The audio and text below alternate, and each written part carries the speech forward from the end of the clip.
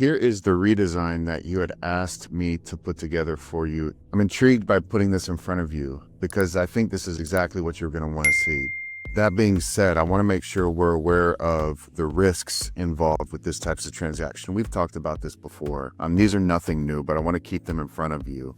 So first one is interest rate risk, the cost of borrowing the funds from the bank. The second is the performance risk, which is the internal buildup of the cash value inside of the policies. The third is the exit strategy risk, which I'm going to show you here in a second. And the fourth one, which we're going to zero into for this particular design, is the collateral risk. Again, all of this we've talked about multiple times before. Focusing on interest rate risk.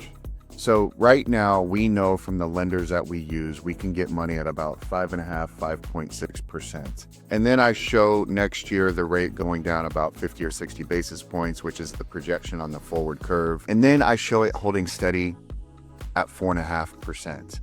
And the 4.5% is not suggesting that I think interest rates are going to stay at 4.5%, while I would love for that to be the case. And they might, because of the forward curve is also projecting that. I'm showing the difference between the loan rate that the bank is charging and the crediting rate that we're illustrating in this particular policy.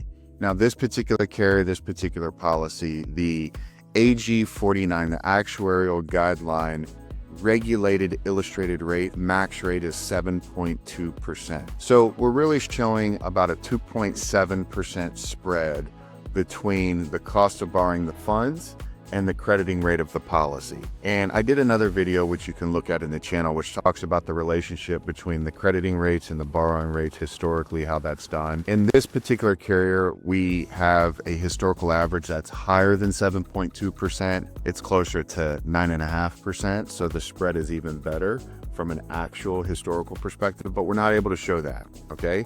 So that's the interest rate risk. That's the performance risk or the crediting risk that we talked about.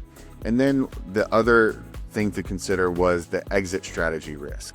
Now, in this design, we're showing an exit strategy from the policy. We're taking a distribution from the account value that's been accumulated and built up over the previous 15 years from the policy value, and we're using that distribution to eliminate the bank loan in year 15. Now, doesn't have to happen in year 15, doesn't have to happen at all. It can happen as a part of death being an exit strategy.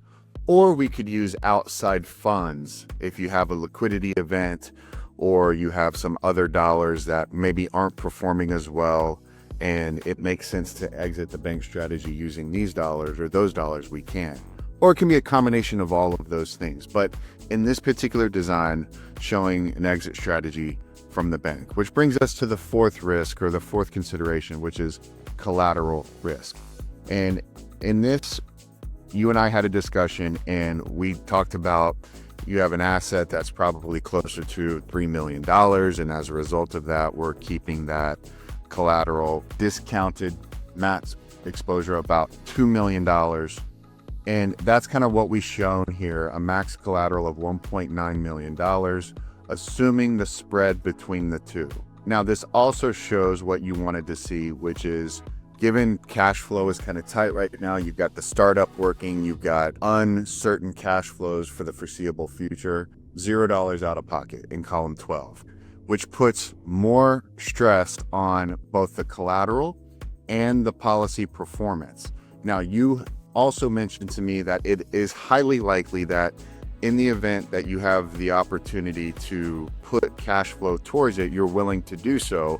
And I think somewhere in the neighborhood of 10%, $156,000 should be our target as quickly as possible to do that, which will de-stress and decouple the relationship between the performance of the loan and the collateral as much as possible. So let's stay focused on that. Let's continue to revisit that. Obviously, if you have a really good year, you could put even more than the 10% in, and that too will help supercharge the design. But all that being said, if this is how it worked out, and I think this is what you want to see, $480,000 a year, income tax free, for the rest of your life, and focusing on no less than about a $9 million tax-free, income tax-free, estate tax-free liquidity event for your loved ones and your beneficiaries. So very solid design. I think this is exactly what you're looking for. We just need to stay focused on the considerations, which this is what we help you do. Interest rate risk, performance risk, exit strategy risk, and collateral risk. Let's keep the process moving. This is what you wanted to see. Look forward to talking to you soon. Bye.